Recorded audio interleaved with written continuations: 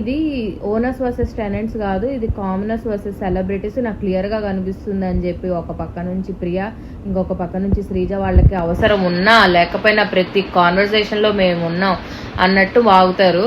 వాళ్ళకి గట్టిగా డోస్ పడేదాకా వాళ్ళు అంతే చేస్తారు. అసలు డోస్ పడినా కూడా వాళ్ళు పట్టించుకునే టైప్లా నాకు అనిపించలేదు. వాళ్ళని బయటకు పంపించేస్తేనే ఇంకా మనకు ఆ సౌండ్ వినకుండా అవుతుంది, లేదంటే అప్పుడు దాకా వాళ్ళని భరించాల్సిందే.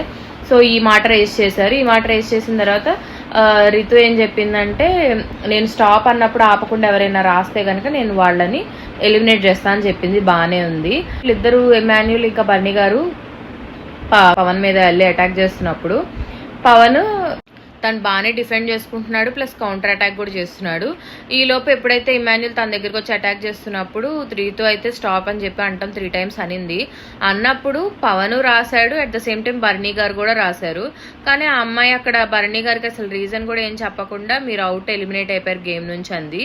గేమ్ నుంచి ఎలిమినేట్ అయిపోయారు అన్న తర్వాత ఇంక ఇమాన్యుల్ ఒక్కడే ఉన్నాడు కాబట్టి పవన్ ఇమాన్యుల్ని బాగానే డిఫెండ్ చేశాడు, ప్లస్ అటాక్ చేశాడు. సో ఇమాన్యుల్ ఎలిమినేట్ అయిపోయాడు. కానీ ఇక్కడ భరణి గారు ఎందుకు రీజన్ అడగలేదు అన్నది నాకు కూడా అర్థం కాలేదు.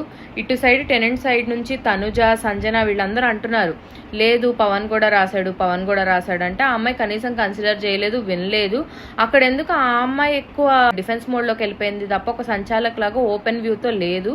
ఆ లేకపోవడం వల్లే అక్కడ మిస్జడ్జ్మెంట్ అయితే జరిగింది, అన్ఫేర్ డెసిషన్ అయితే జరిగిందని నాకు కూడా అనిపించింది. అండ్ ఆల్సో నాకు అక్కడ ఫేవరెటిజం కూడా అనిపిస్తుంది రితు పార్ట్లో. అంతమంది చెప్తున్నా కూడా ఆ అమ్మాయి అదైతే చేసింది. అండ్ నిజంగా ఆ అమ్మాయి తప్పు చేయకపోతే ఉంటే కనుక ఆ టాస్క్ అయిన తర్వాత వచ్చి వీళ్ళందరితో మాట్లాడాల్సింది, బర్నీ గారితో కానీ ఇమాన్యుల్తో కానీ. అది టాస్క్ కాబట్టి నేను అలా చెయ్యాలి, నేను ఫేర్గా ఉండాలి కాబట్టి అలా చేశానని అని ఉండాల్సింది. ఆ అమ్మాయి ఎక్కడో తప్పు చేసిందని ఆ అమ్మాయికి కూడా ఎక్కడో తెలిసే తప్పు చేసిందని తెలుసు కాబట్టే వాళ్ళు ఎవరి దగ్గరికి వెళ్ళి ఆ అమ్మాయి మాట్లాడే ధైర్యం చేయలేదు.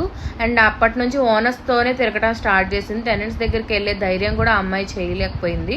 అలా ఎపిసోడ్ ఎండ్ అయ్యి పవన్ అయితే కెప్టెన్ అయ్యాడు ఈ వీక్కి. కెప్టెన్ అయిన తర్వాత కూడా అతని బిహేవియర్లో చాలా చేంజెస్ వచ్చాయి. ఆ చేంజెస్ గురించి నేను నా నెక్స్ట్ వీడియోలో చెప్తాను. So thank you for watching. మీకు ఏమైనా వ్యూస్ ఉంటే నాతో షేర్ చేసుకోవాలనుకుంటే కమెంట్ చేసి చెప్పండి. Please like, share and subscribe to my channel. Thank you.